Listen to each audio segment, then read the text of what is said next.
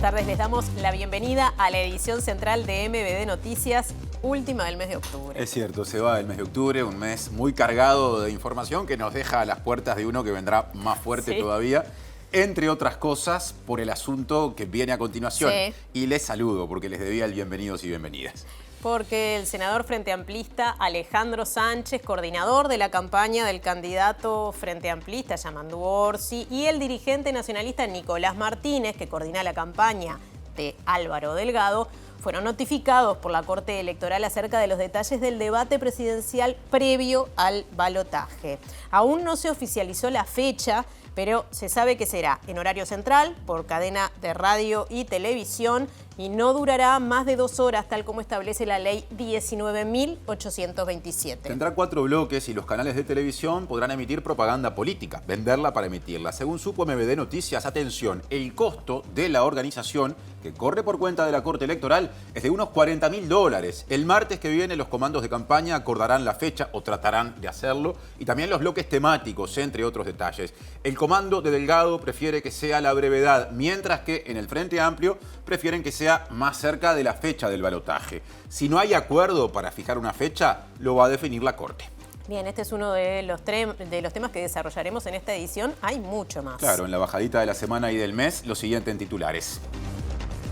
El senador electo del Partido Colorado, Pedro Bordaberry, dijo que hay que generar acuerdos de todos los partidos. En seguridad, nombró al ex fiscal de Corte, Jorge Díaz, como una de las figuras del Frente Amplio. La directora de Educación Secundaria, Jennifer Cherro, aclaró que los cambios en los liceos Bauzá e Ivo de Montevideo no se deben a recortes de grupos, como denuncian las familias de las y los estudiantes. Enrique Prieto, exdiputado del Partido Nacional por Cerro Largo, y 6 personas más están siendo investigadas por contrabando y enriquecimiento ilícito. El presidente del sindicato de UTE, Gonzalo Castelgrande, denunció que cientos de los chips instalados en los nuevos medidores inteligentes del ente pertenecen a las empresas Claro y Movistar y cuestionó que no se contrate a Antel. El gobierno anunció que mantendrá incambiado el precio de los combustibles a pesar de que la actualización del precio de paridad de importación establece un leve aumento. El 16 de noviembre se celebrará una nueva edición, la número 19, de la carrera San Felipe y Santiago, que se desarrolla en Montevideo. En Argentina, organizaciones sociales agrupadas en el Foro Multisectorial contra los Tarifazos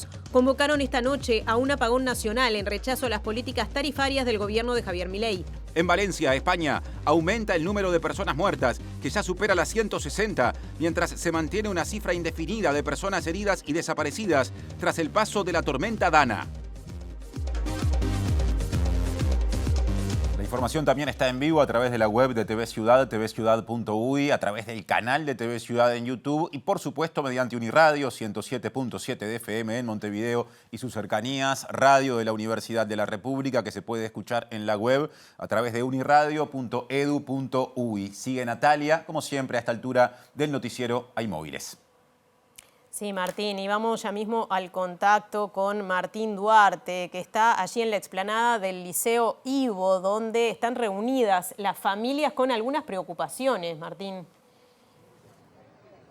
Así es, Natalia. Martín, buenas tardes. Estamos aquí en la explanada, como tú decías, del Liceo número 36, donde hay una convocatoria, en este caso, de profesores, padres y alumnos. Están firmando una carta que entregarán mañana a la Dirección General de Educación Secundaria. Esto por la reorganización de grupos que llevarían que quinto y sexto años de este liceo no existan más a partir del año 2025 y se reagrupen distintos grupos de cuarto. Esto ha llevado a que las familias, presenten este reclamo por la continuidad de los alumnos justamente estudiando en esta zona y no que se los derive a otras instituciones. En algunos minutos estaremos conversando con algunos de los padres y conociendo más en profundidad estos reclamos. Y desde hace un ratito hay reunión de la fórmula del Frente Amplio con los senadores electos de esa fuerza política en la Huella de Seregni, donde está Diego Martini. Así es, compañero, buenas tardes para todas y todos. Huella de Seregni, donde desde las 18 horas está reunida la fórmula presidencial del Frente Amplio, Carolina Cose y Yamandu Orsi, con los cabezas de senadores, quienes encabezaron, la lista de senadores del Frente Amplio, junto al coordinador de campaña, Alejandro Sánchez, y también está presente el presidente del Frente Amplio, Fernando Pereira, trabajando estrategias para el balotaje. Así que ampliaremos minutos seguramente con el testimonio del presidente del Frente Amplio. Seguimos en campaña en el Partido Nacional, reunión de jóvenes de la lista 40. Julieta Núñez Tomás. Así es, Natalia, buenas tardes. La lista 40 fue la más votada dentro del Partido Nacional. Hay una reunión de jóvenes militantes integrantes de esta lista aquí en Punta Carretas y vamos a estar en minutos nada más hablando con una de sus referentes para conocer cuál es la estrategia de cara al balotaje de noviembre. La directora general de Educación Secundaria, Jennifer Cherro, defendió un plan que, entre otras cosas, modifica la conformación de grupos, también horarios en liceos de Montevideo en particular, termina afectando, digamos, o por lo menos generando cambios en el Liceo Ivo de la capital y también de alguna forma abarcando la conformación de grupos en otros liceos cercanos. Y ese plan es cuestionado por estudiantes y sus familias. Como consecuencia de la supresión de todos los cuartos del Bauzá, que es un liceo vecino, y entonces el plan que tienen las autoridades es quitar quintos y sextos de nuestro liceo para poner más cuartos. El liceo 6 tiene 4 turnos que funcionan con horas de 35 minutos. Es el único liceo en el país que tiene esa modalidad. Este año, así como lo hicimos el año pasado con el liceo 3, decidimos pasar a la misma extensión porque hay un estudio realizado por planeamiento que nos demuestra que pierden hasta 2 y 3 meses de clase. Bien, comenzamos el desarrollo de la información con nuestro tema de portada. La Corte Electoral convocó a los comandos de campaña de los candidatos o de las candidaturas presidenciales para avanzar en aspectos vinculados al debate obligatorio previo al balotaje. La fecha y el lugar del debate podrían definirse la semana que viene. Hemos sido notificados de todos los componentes, las circulares y los aspectos legales del debate. Y bueno, la verdad que ha sido una buena reunión, muy formal, como debe ser la primera instancia, donde lo que hemos acordado es que el martes próximo nos reuniremos los comandos, de ambos comandos, para establecer la fecha, los contenidos del debate, la duración, los temas que se van a debatir y las reglas del debate, con lo cual ha sido una muy buena reunión. ¿Podría replicarse lo que pasó en el debate pasado, el formato, digamos? Bueno, podría ser un formato, pero nos vamos a juntar el martes para poder ajustar todos los detalles. Ustedes entenderán que hay detalles de carácter técnico para la producción, hay detalles que tienen que ver con aspectos políticos, la fecha, el horario ya se sabe porque la ley establece que tiene que ser en horario central y en cadena nacional.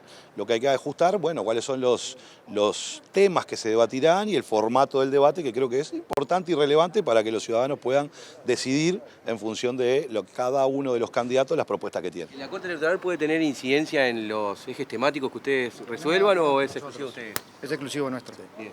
¿Ya está definido el lugar donde sería? Bueno, hay una propuesta, 3 propuestas, ¿no? Sí, hay 3 propuestas, ya veníamos medios los 2 convencidos de una, pero hay 2 propuestas más que queremos leer y después definir. Consecuencias de las elecciones nacionales del domingo pasado. La nueva integración del Senado tendrá 3 personas que nunca antes habían estado en el Parlamento. Además, varios integrantes históricos de la Cámara Alta abandonarán el Legislativo. De los 30 senadores electos, 16 pertenecen al Frente Amplio, 9 al Partido Nacional y 5 al Partido Colorado. Por el Frente Amplio ingresará al Parlamento por primera vez la ex periodista Blanca Rodríguez. Los senadores nacionalistas electos ya se han desempeñado en el Parlamento, en alguna de las 2 cámaras. En el caso de que alcanzara el gobierno el Partido Nacional, Valeria Ripoll asumirá la vicepresidencia y la presidencia del Senado, sin haber contado con antecedentes en el Parlamento. Por el Partido Colorado lo harán los componentes de la fórmula, el presidenciable y abogado Andrés Ojeda y el expresidente del CODICEN y candidato a vicepresidente Robert Silva. Paralelamente, senadores históricos de estos partidos abandonarán el Parlamento. Entre ellos se cuenta la vicepresidenta y presidenta del Senado, la nacionalista Beatriz Argimón, que no alcanzó los votos necesarios para permanecer en el Parlamento, al igual que su correligionario Jorge Gandini, los senadores frente-amplistas Carlos Maía y Lilian Quechichiam y Germán Coutinho del Partido Colorado. Presenta Antel. Renova tu plan de fibra con un 50% de descuento por 3 meses y muchos más beneficios. Ahora actividad de campaña nacionalista que involucra a sectores juveniles, justamente del actual partido de gobierno. Julieta Núñez Tomás.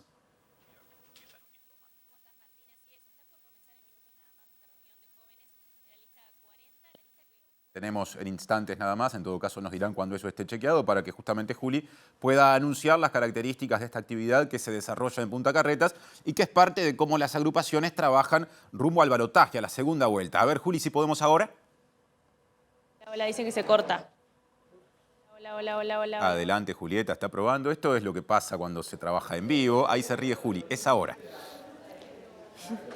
Así es, Martín. Como les decía, la lista 40 obtuvo en Montevideo más de 50.000 votos. Hay una reunión de jóvenes que se está desarrollando en este momento y estamos con una referente de los jóvenes de la 40 y además recientemente electa diputada suplente por esta lista, Pilar Simón. Pilar, gracias por estos minutos. ¿Qué rol sentís que tuvo la juventud en el éxito que tuvo dentro del Partido Nacional la lista 40?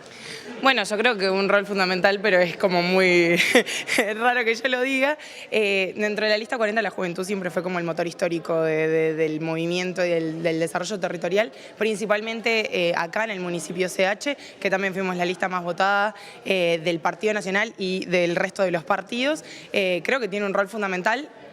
Y también se ve reflejado en esto que vos decías, fui electa diputada suplente. La lista 40 tiene una juventud muy presente, muy protagonista. Somos 3 jóvenes menores de 30 años que fuimos electos diputados suplentes en esta elección. Entonces, de alguna manera está reflejado que somos el motor de lo que el resultado de la 40 reflejó. ¿Qué es lo que esperan para esta reunión? ¿Cuáles son las estrategias que van a discutir de cara a los 3 de noviembre? ¿Cuáles son los puntos que identifican en los que tienen que intervenir también como integrantes de la juventud de este partido? Bueno, principalmente es la primera reunión post-elección, entonces un poco la idea es poder festejar y disfrutar los resultados del domingo. Y por otro lado es plantear esto que se nos viene dentro de 24 días, que es el balotaje. Para muchos la primera elección, para muchos nunca vivieron una instancia de balotaje, tienen muchas dudas de cómo se va a desarrollar, qué es lo que vamos a hacer, cómo vamos a trabajar. Tenemos una primera instancia este domingo junto a los partidos de coalición, que también es una forma nueva de trabajo, trabajar con otros partidos, con otros jóvenes.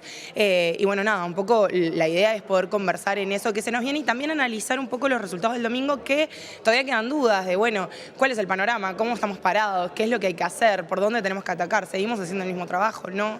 Y demás.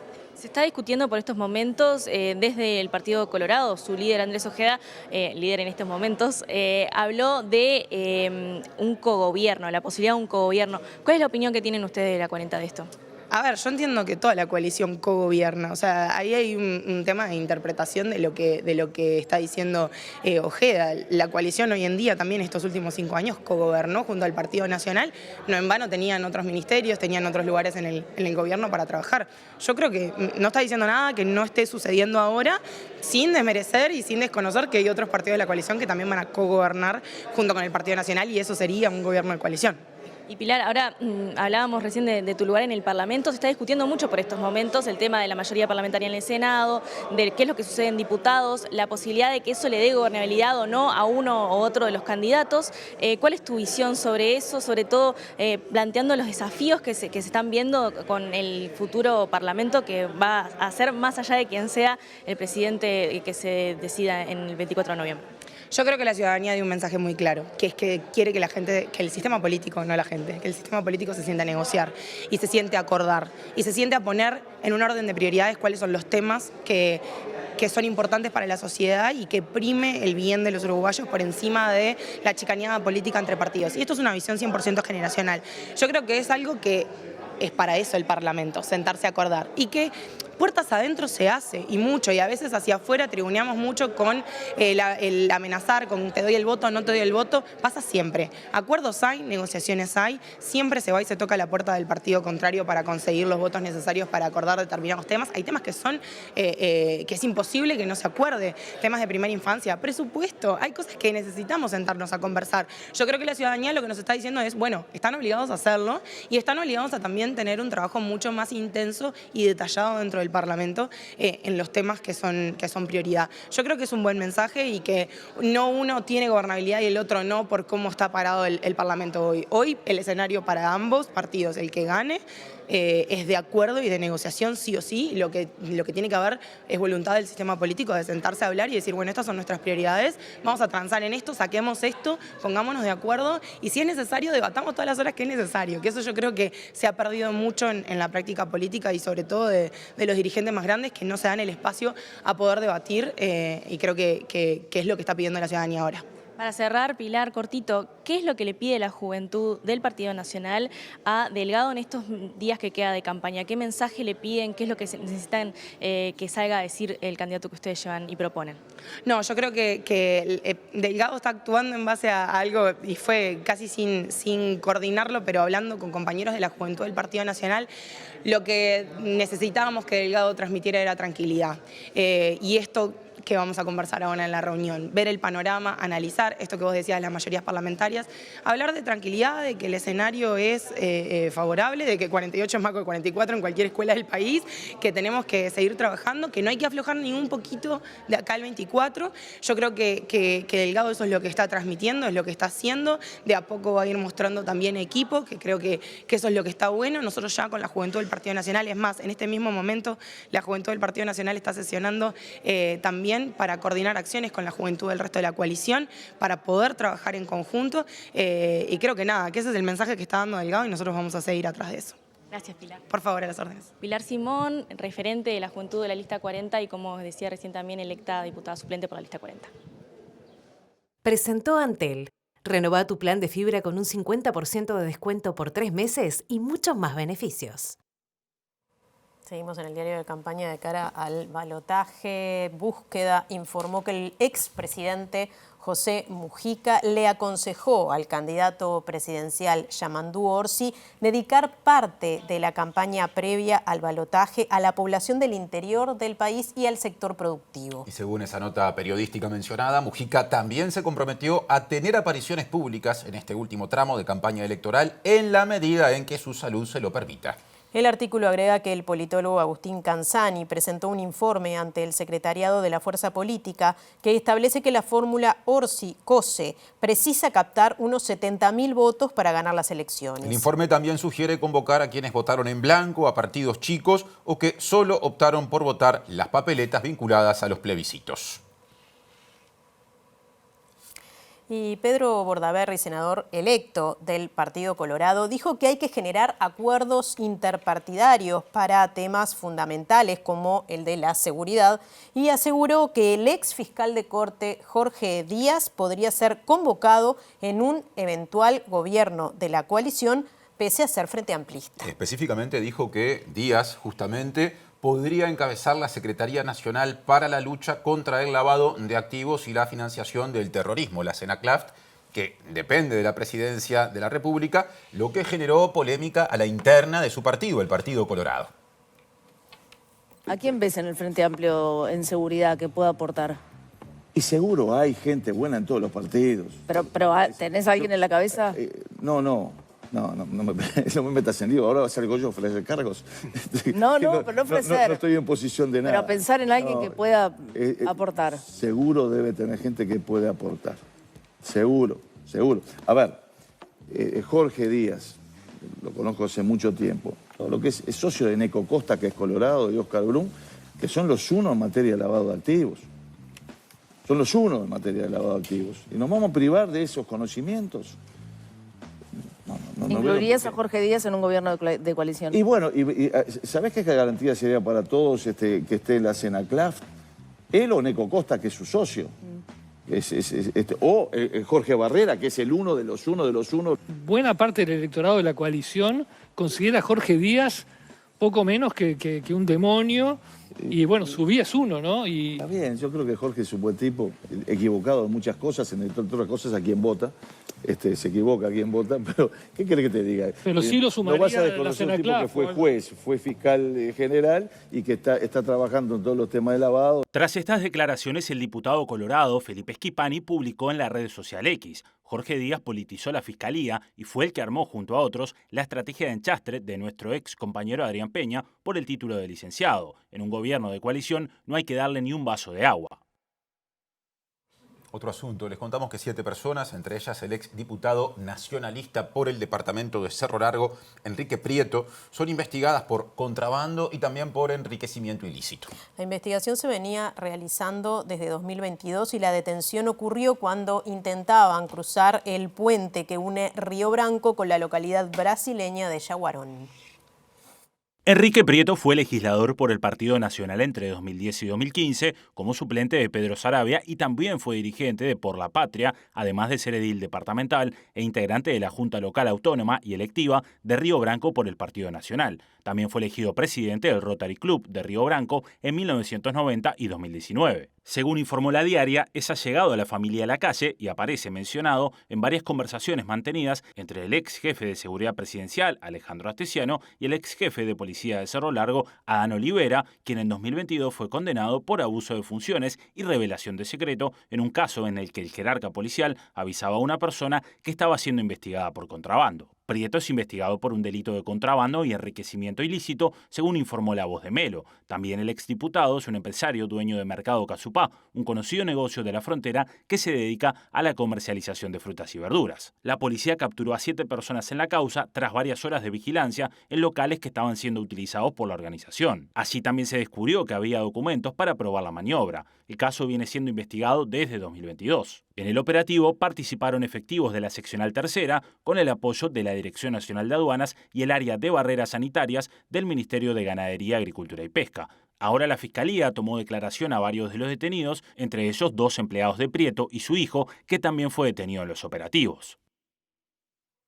Otro asunto. La directora general de Educación Secundaria, Jennifer Cherro, negó que haya recorte de grupos en los liceos Bauzá e Ivo de Montevideo en respuesta a las denuncias de familias de estudiantes. También dijo que en esta administración hay en total 108 grupos menos y no 564, que es la cifra que maneja el Sindicato Nacional Docente de Secundaria.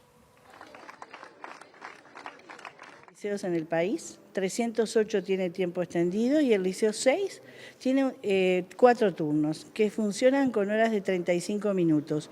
Es el único liceo en el país que tiene esa modalidad. Este año, así como lo hicimos el año pasado con el liceo 3, decidimos pasar a la misma extensión porque hay un estudio realizado por planeamiento que nos demuestra que pierden hasta 2 y 3 meses de clase con esos 10 minutos menos que tienen con respecto a los demás.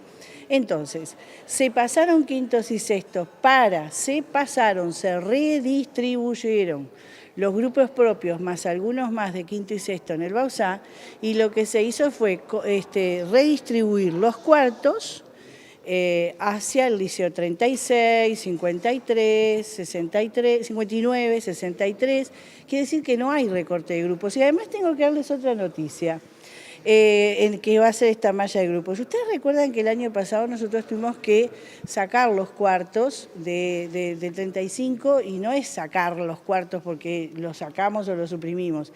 Creamos cuartos en otros liceos que había demanda. Que grupos en esta administración, grupos enteros, hay 108 grupos menos, ¿tá? 108 grupos menos, porque se fueron sacando y agregando nuevos donde existía necesidad. Y después había 223 más o menos de grupos compartidos. Esto dice Cherro. ¿Qué dicen familias y estudiantes del liceo mencionado, Instituto Valle y Ordóñez, Prado de Montevideo? Martín Duarte. Gracias, Martín. Bueno, estamos con, como tú decías, padres, madres y docentes que están concentrados aquí. En algunos minutos se va a leer una proclama y estamos con Graciela y Laura, ellos decíamos, padres y adscripta del liceo para conocer acerca de esta situación. Bueno, Laura, hay preocupación por parte de los padres en torno a esta situación que resumimos brevemente qué ha pasado. Bueno, se nos informó de una situación que está sucediendo acá en la zona con varios liceos del Prado, liceos públicos, está el Bauzá, el 63, el Ivo, que es el 36, y el 59. En base a eso, los padres nos reunimos el martes pasado, anteayer, para enterarnos de esa situación. Generamos una carta que va a ser entregada mañana a la dirección del liceo y a secundaria. En ese punto hablamos de lo siguiente. En realidad, se suprimieron 27 grupos, todo un turno del Bauzá. Esos grupos se redistribuyeron en liceos de la zona. Y entre ellos, estos 3 que comentaba, y lo que hizo que en el liceo Ivo, como en los otros liceos, se suprimieran quintos y sextos años. O sea que el año que viene, varios quintos y varios sextos no van a estar más en estos liceos.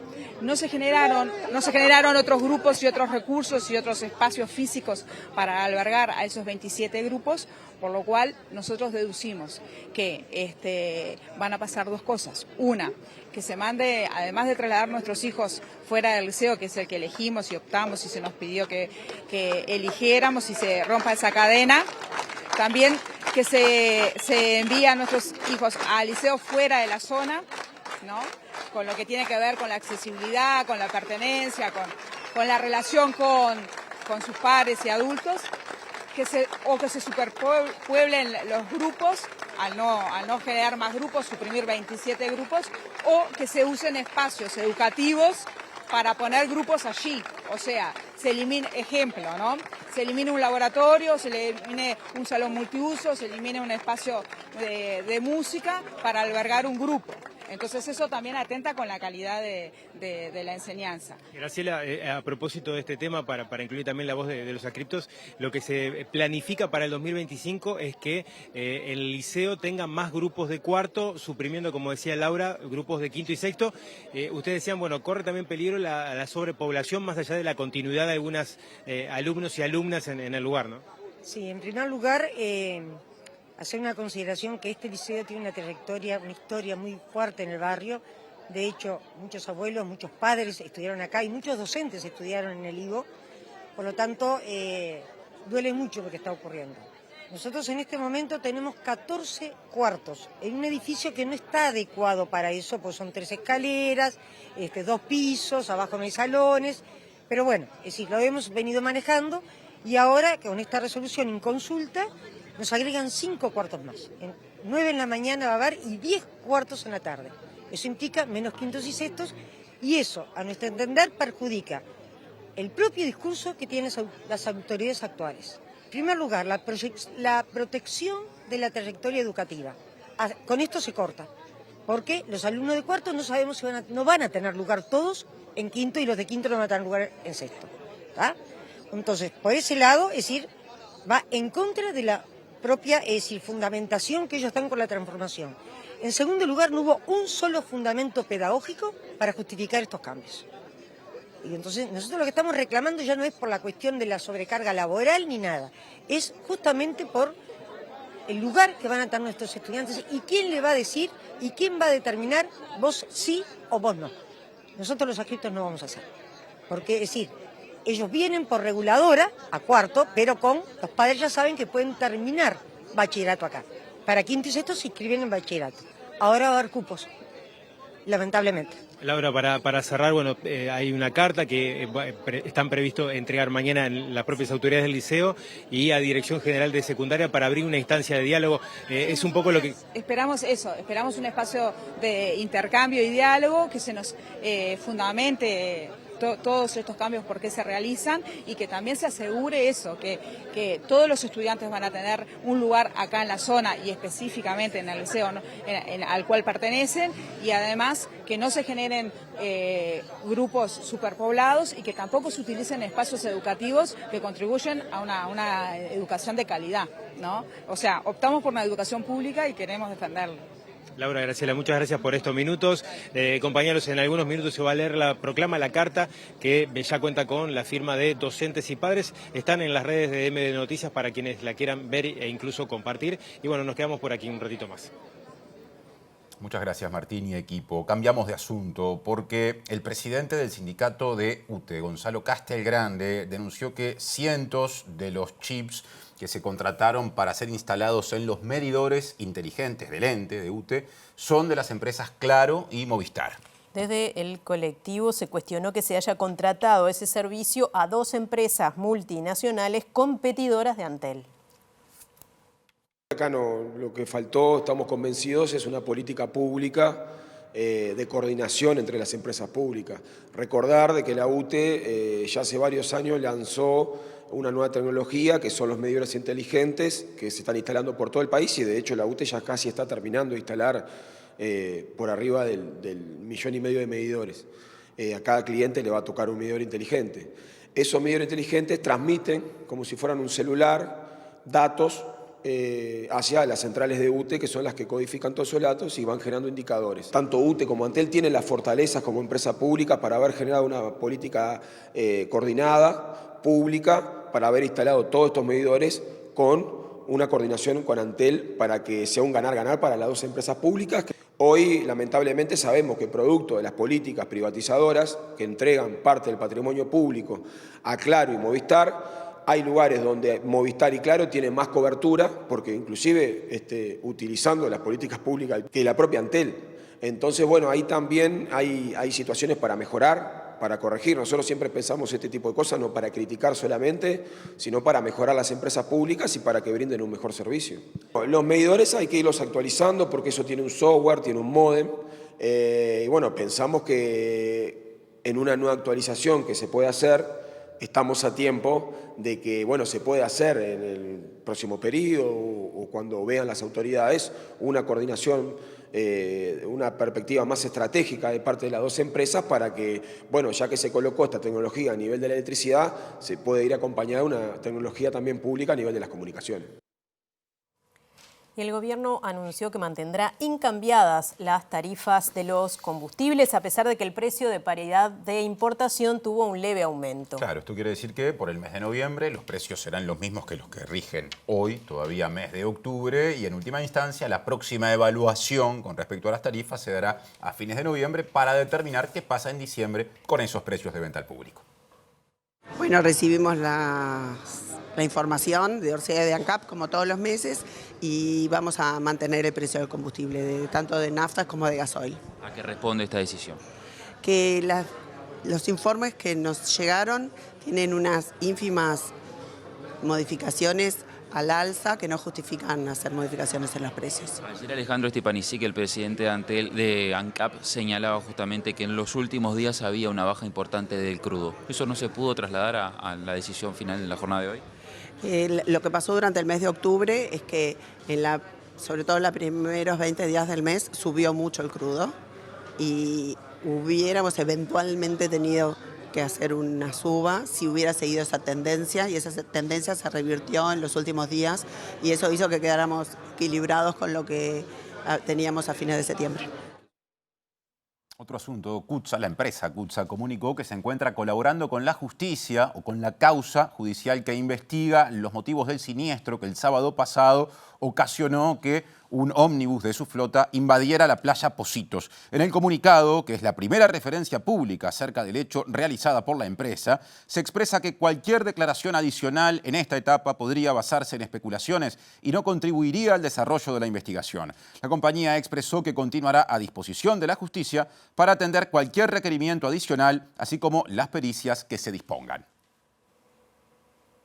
Bien, hoy es jueves y tenemos el gusto de recibir a Alejandra González de la Oficina de Percepción Ciudadana. ¿Cómo estás, Alejandra? ¿Cómo estás, Nati? ¿Todo bien? Hoy la felicitaba por los resultados de esta proyección de escrutinio el domingo, día de elecciones nacionales. Sabemos que uno de los momentos más esperados por todas y todos es el de las 20:30, cuando se conocen las proyecciones de escrutinios, y para quienes las realizan es un momento muy importante. Es un momento muy importante donde todo tiene que funcionar perfectamente, y así fue, porque eso nos lo demuestran los datos. Recordemos, sobre todo, sin entrar en tecnicismos, cuando estamos hablando de una proyección de escrutinios, estamos hablando de una anticipación de los votos, ¿no? Sin tecnicismo la explicación, ¿no? Sobre todo al momento que se cierra la votación, que se cierran las urnas, a diferencia de lo que se conoce como boca de urna, que es cuando algún encuestador o una encuestadora le pregunta directamente a la persona cuando sale del circuito a quién votó. Bien. Hicimos proyección de escrutinio, una vez más, es una práctica que venimos desarrollando ya en distintas instancias electorales, y lo que trajimos para mostrar acá justamente es cuál fue el resultado de esta proyección de escrutinio y el resultado que después mostró la Corte Electoral. Bien. Para esta proyección hubo 7.225 circuitos habilitados en todo el país. Estuvimos presentes en 200 de ellos. Estos son circuitos de capitales departamentales, pero de pueblos más chicos, ¿no? La muestra fue bien abarcativa, representativa de todo el territorio nacional, exactamente. Y para llevarlo a cabo, cabe destacar que tuvimos también el apoyo de la comunidad de La Diaria, quienes participaron activamente como veedores, cargando los primeros 100 votos de cada una de las mesas de estos 200 circuitos que tomamos de muestra. Dicho todo esto, vamos a los datos. En primer lugar, bueno, las barras más azules, más fuertes, son las proyecciones de escrutinio de la usina y las celestes de la Corte Electoral. Vemos que no hay casi variación con respecto a la... A simple vista ya se puede ver que son casi iguales las columnas. Casi iguales, exactamente. Fueron muy precisos los datos. En primer lugar, para el Frente Amplio, nuestra proyección nos da un 44,7%. La Corte Electoral confirmó un 44%. En el caso del Partido Nacional, vemos que nuestra proyección fue del 26,9%. La Corte terminó confirmando un 26,8%, ahí casi idénticos también. En el caso del Partido Colorado, la proyección nuestra de la usina fue de 15,5%, la Corte confirmó un 16%. ¿Qué pasa con Cabildo Abierto? También 2,4% fue la proyección de la usina, 2,5% fue lo que confirmó la Corte Electoral. En el caso del Partido Independiente también, 1,8% fue el porcentaje que nos dio la proyección de escrutinio y 1,7% lo que marcó la Corte. Cabe destacar que nosotros medimos sobre todo al Frente Amplio y los partidos que integran la coalición y además los plebiscitos. Por eso vemos otros partidos sin diferenciar cuáles son. Por ejemplo, el de Salle, que tuvo una buena votación. Que es una parte muy importante de este porcentaje. De este porcentaje de 4%, que asimismo vemos que nuestra proyección marca un 4% y la Corte confirmó un 4,2%. En cuanto a blanco y anulados, la proyección de la usina fue de 4,7%, la Corte confirmó 4,9%. Así que bueno, los datos hablan por sí solos de esta precisión que tuvimos en la proyección de escrutinio. También fue muy preciso el anuncio o el trabajo sobre la distribución de bancas a partir de esta proyección de escrutinio. Creo que, no sé si no fueron los primeros que se animaron a decir, por ejemplo, que el Frente Amplio lograba las 16 bancas en el Senado. Exacto, la mayoría en el Senado. Cabe destacar, por las dudas, la Cámara de Senadores, estamos hablando de 30 miembros, 31 con la vicepresidencia. El Frente Amplio obtuvo 16 bancas. Vemos que la proyección de la usina, que es este gráfico de acá a la izquierda, todo en azul, es el Frente Amplio, proyectamos 16. La Corte, que es el gráfico de la derecha, el gráfico de abajo, confirmó los 16. Con respecto al Partido Colorado, que vemos en rojo, también proyectamos 5 bancas, la Corte confirmó esas 5 bancas. También proyectamos para el Partido Nacional 9 bancas, que efectivamente fueron las mismas 9 las que confirmó después la Corte. Así que ahí también tenemos la precisión de estos datos. Y con respecto a la Cámara de Diputados, ahí también, si vemos los gráficos que están más a la derecha, ahí también vemos que desde la usina, en la proyección lo que hicimos fue estimar un 46 bancas para el Frente Amplio, y ahí vemos que en gris había 4 por definir, eso nos daba la proyección.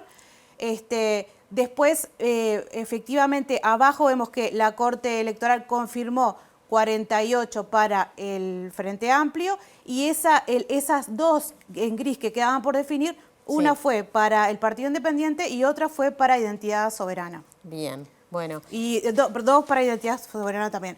Una cuestión importante, para lograr mayoría en la Cámara de Diputados se requieren 50 diputados, 50 bancas, por eso no se llega a la mayoría en o sea, el Frente Amplio, que es quien más bancas obtuvo, no llegó a la mayoría porque obtuvo 48. Bien. ¿Y qué pasa con la votación en cada departamento? Bueno, eso también lo trajimos para mostrar acá, sobre todo para medir cómo fue el resultado en general de esta votación, ¿no? Y acá vemos, en primer lugar, que el Frente Amplio triunfó en 12 departamentos, o sea, en 12 departamentos de todo el país fue donde obtuvo la mayor votación. Vemos una vez más, el Frente Amplio está en los departamentos azul más oscuro, o sea, que estamos hablando de que el Frente Amplio triunfó en Salto, en Paysandú, en Río Negro, en Tacuarembó, en Durazno, en Florida, en Soriano, en Colonia. Y hay un aspecto bien interesante acá, sobre todo que de estos 12 departamentos, que en algunos casos es la primera vez que el Frente Amplio efectivamente triunfa, como el caso de Tacuarembó y Durazno. Esto es el hito más relevante. El Partido Nacional en 6 departamentos obtuvo la mayoría de los votos, como el caso de Cerro Largo, 33, La Valleja, Maldonado y Flores, y el Partido Colorado en Rivera, que es un bastión del Partido Colorado, exactamente. Bien, esto no quiere decir que se traslade después a las elecciones departamentales, son cosas distintas. Son cosas distintas y también habrá que ver cómo se comporta la ciudadanía de cara al balotaje, que esas son otras mediciones también. Bien, bueno, un gusto, Alejandra, haber tenido toda esa información el domingo en la transmisión especial de TV Ciudad y este trabajo en conjunto que siempre hacemos, y ya los convocamos para el domingo 24 de noviembre cuando tengamos un ratito más, a las 20:30, una horita después de que cierran las mesas, exacto, que se es la hora empieza a trabajar donde intensamente. Sí, donde se levanta la veda, antes no podemos hacerlo. Exactamente. Bueno, muchas gracias, Alejandra. Gracias. Nos encontramos la semana que viene. ¿Cuándo tendremos alguna encuesta para conocer cómo Y bueno, vienen lo antes posible, los estamos trabajando en candidatos? eso. Estamos trabajando en eso. Bien, muchas gracias, Alejandra. Este es el segundo bloque de la edición central de MBD Noticias en TV Ciudad. Jonathan Mastropierro, una de las víctimas del ex senador Gustavo Penades, deberá permanecer en prisión 10 meses tras llegar a un acuerdo abreviado con la Fiscalía debido a que fue declarado culpable de un siniestro de tránsito. En noviembre de 2023, Mastropierro atropelló a 2 personas que iban en una moto en la esquina de Avenida Garzón y Camino Ariel, en Montevideo. Un joven de 18 años que manejaba la moto sufrió 3 fracturas en sus piernas, mientras que una mujer que lo acompañaba padeció lesiones similares en sus piernas y también en una mano. Mastropierro fue declarado responsable de la comisión de 2 delitos de lesiones culposas graves y ya contaba con una tobillera electrónica por este caso. Bien, y les contamos que el 16 de noviembre se realizará una nueva edición de la carrera de San Felipe y Santiago en Montevideo. Habló de esto el intendente interino Federico Graña, que dijo que el evento servirá, entre otras cosas, para colaborar con fundaciones y organizaciones de la sociedad civil. Correr en la Rambla de Montevideo con un atardecer siempre, casi siempre, maravilloso, ¿no? Porque eso depende más del clima. Creo que es un llamado también a recorrer ese espacio que es el espacio más democrático de la ciudad, sin ningún lugar a dudas. Pero además, si uno tiene en cuenta que el running tiene una relación con el cuidado, bueno, varios de nuestros sponsors también hacían referencia a eso, ¿no? Del cuidado biopsicosocial que genera la práctica de este deporte. También le metimos otro contenido vinculado al cuidado en esta edición, que es, por un lado, acompañar por segunda vez la Bebetón de la Fundación Canguro, que es esa fundación que trabaja en Pereira Rosell para acompañar a niños y niños recién nacidos, que no tienen la suerte de nacer en un hogar constituido y que por lo tanto ese acompañamiento que es vital para el desarrollo en esos primeros meses de su vida se lo dan mayoritariamente estas mujeres que aportan ese tiempo, y no solo aportan su tiempo, sino que dan más tiempo para generar fondos, tratar de que ese espacio esté cada vez mejor. Y también, por otro lado, con el área de bienestar animal de la Intendencia, en que nos sumamos a que los atletas y las atletas que vengan a buscar su kit aquí al espacio modelo, si quieren, van a poder aportar o alimentos o materiales dirigidos a animales para los refugios, sobre todo, y darle apoyo a sostener esta también red de solidaridad que en este caso va dirigida al bienestar animal. Presenta Mercado Agrícola de Montevideo, en el corazón de un barrio donde late la ciudad. Mercado de Historias. Mercado de Historia.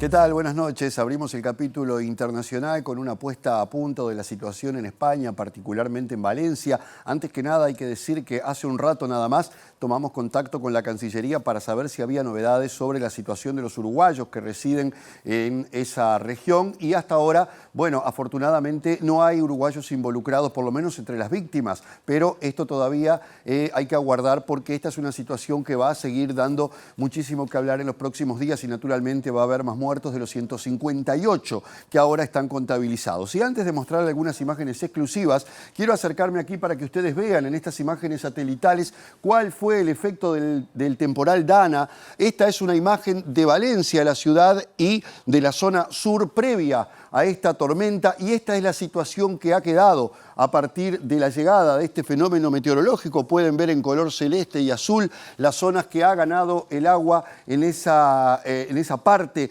de Valencia. Esta zona que ustedes ven aquí es la más afectada y la que tuvo la mayor cantidad de muertos. Y ahora con algunas imágenes les vamos a mostrar exclusivas qué es lo que está pasando en los pueblos aledaños, donde mucha gente está requiriendo ayuda a raíz del aislamiento en el que se encuentran todavía y donde todavía no se ha podido dar con todas las personas que han fallecido y que están desaparecidas en esa especie de amasijo que se ha dado de vehículos y demás en distintas partes, particularmente en algunos pueblos que fueron los más afectados por este fenómeno. Allí vemos a los grupos de ayuda que en este momento se desplazan por distintos puntos en los alrededores de Valencia para tratar de colaborar con la gente que está aislada, que no tiene comida, que no tiene agua, que no tiene forma de llegar, porque además algunos de los pueblos están en un total aislamiento y la propia ciudad de Valencia está aislada del resto de España prácticamente a raíz de que sus principales carreteras se han visto afectadas y también las líneas férreas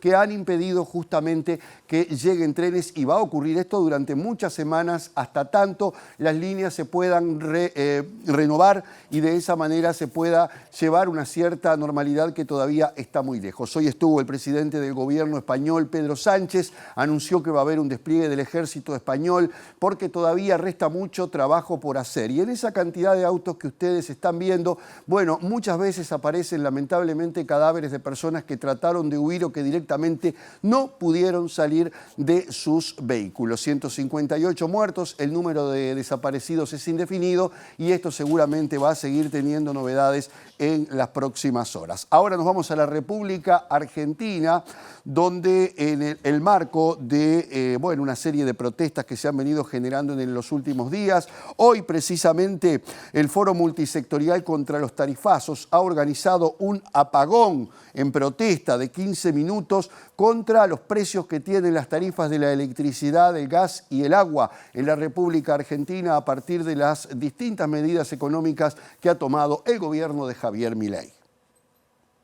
La medida convocada por el Foro Multisectorial, consistente en un apagón de 21 a 21 y 15 horas, es una expresión pública de repudio y rechazo a los aumentos desmedidos de las tarifas energéticas dispuestos por la administración libertaria, luego que los organismos informaran que el aumento de servicios públicos lidera el incremento de los precios y supera la inflación generalizada que mide el INDEC, siendo la clase media la más afectada. En detalle denuncian que hubo un incremento del 758% frente a salarios medios que subieron menos del 154% en referencia a las tarifas de luz, mientras que en el caso del gas la factura para la clase media sufrió un aumento de 198% y aumentó un 225,9% para el sector con menos ingresos. Tras la acción de este jueves, la multisectorial analiza realizar otras medidas para luchar contra los aumentos de las facturas y no descartaron organizar protestas frente a la Casa Rosada o al Congreso, al tiempo que también se presentó hace unos días una acción de amparo contra el Poder Ejecutivo, el Ministerio de Economía y las empresas que brindan los servicios. La medida exige que las empresas demandadas se abstengan de requerir o perseguir el cobro de cualquier suma de dinero con causa en la norma referida y de disponer un nuevo esquema de precios y tarifas para los servicios públicos, destacando que los usuarios tienen derecho a la información y a la transparencia, destacando en la demanda que la energía, el gas y el agua es un bien público y un derecho humano que se encuentra por encima del interés de los mercados. Bien, cortamos momentáneamente las noticias internacionales porque nos convocan desde la huella de Sereñi. Claro, porque está hablando el candidato presidencial Yamandu Orsi. Si bien es una noticia del ayer el hecho de que el plebiscito ya terminó, la votación, en definitiva sigue esta discusión por el hecho de que en la base programática... Sí, así es, terminó la reunión, compañeros, con los líderes de las cabezas que iban al Senado y el presidente del Frente Amplio, Fernando Pereira, y además el coordinador de campaña, Alejandro Sánchez. Escuchamos al candidato Yamandu Orsi. El Frente siempre plantea eso, tener cuidado y revisar ese tema que tiene que ver no con la inexistencia o con la desaparición de las administradoras de fondos, no, sino que revisar, yo creo que hay que revisar todo el sistema, ¿verdad? Porque la señal es clara de que el sistema así como está no soporta, y el tema de las administradoras de fondos, el plebiscito no salió, pero la señal es clara de que hay algunas cosas que se podrían rever o revisar como todo, ¿no? Porque ya se hizo, ya se bajó en un momento determinado las tasas que cobran las AFAP. Pasa que no nos acordamos. Pero cuando el tema de los cincuentones, ahí hubo una corrección. Y por otro lado, creo que es claro que la administración de fondos tiene que ser profesional, pero por otro lado hay que ver si todas las tareas que hoy hacen tienen que seguir haciéndolas. Yo creo que ahí hay un tema de captación de trabajadores que habría que revisarlo, como hay que revisar todo, pero no con la intención de que desaparezca, sino de corregirlo para que funcione mejor. Ahora coincide que el 40% que votó tiene que ser escuchado, porque en ese sentido se dice, bueno, pero entonces hay que escuchar también al 40% que votó allanamientos. Por supuesto. Por supuesto. A ver, un gobierno que no sea capaz de entender los mensajes que le tira a la ciudadanía y que es claro que en un veredicto clarísimo no triunfó el sí. ¿Esto es claro? O sea que lo que plantean los dos plebiscitos no salió y ya está. Y eso está cerrado. Ahora, no atender o no prestarle atención a algunos mensajes porque, a ver, por ejemplo, la actual administración puso así al vuelo todo junto, jubilación a los 65, cuando no todos los trabajos son iguales.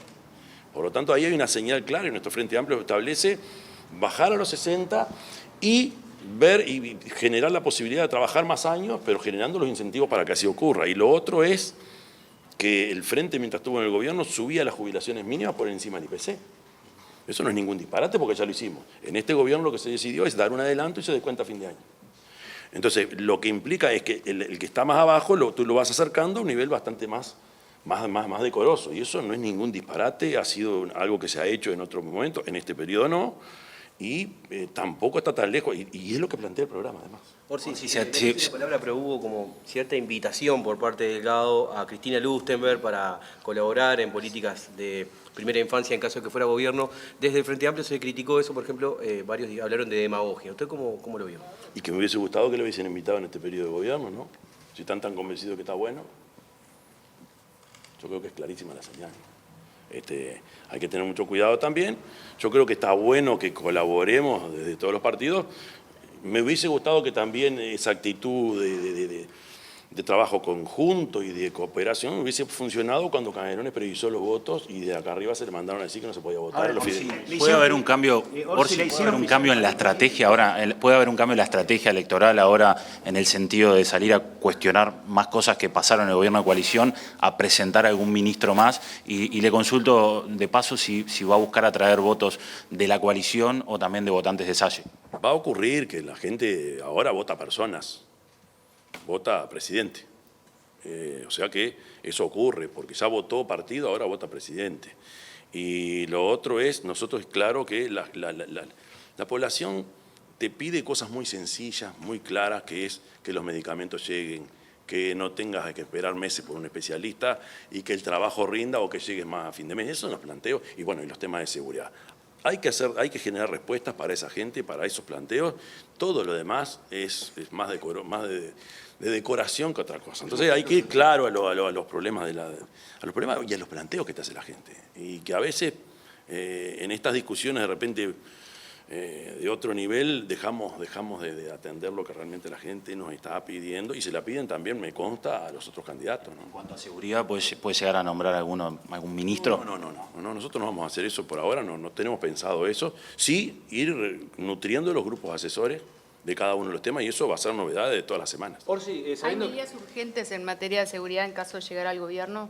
Planteamos en Colonia nosotros una cantidad, yo por poner una sola, tenemos que llegar y aumentar en 2.000 la cantidad de efectivos policiales porque no hay manera. Y después algunos trabajos concretos en cárceles que se está planteando desde hoy y que lo planteó el comisionado parlamentario de cárcel. Nos quedamos con estas palabras de Yamandu Orsi, candidato presidencial. Esto pasa en la sede del Frente Amplio al final de una reunión. Le agradecemos a Diego Martini y al resto del equipo por la presencia y la cobertura.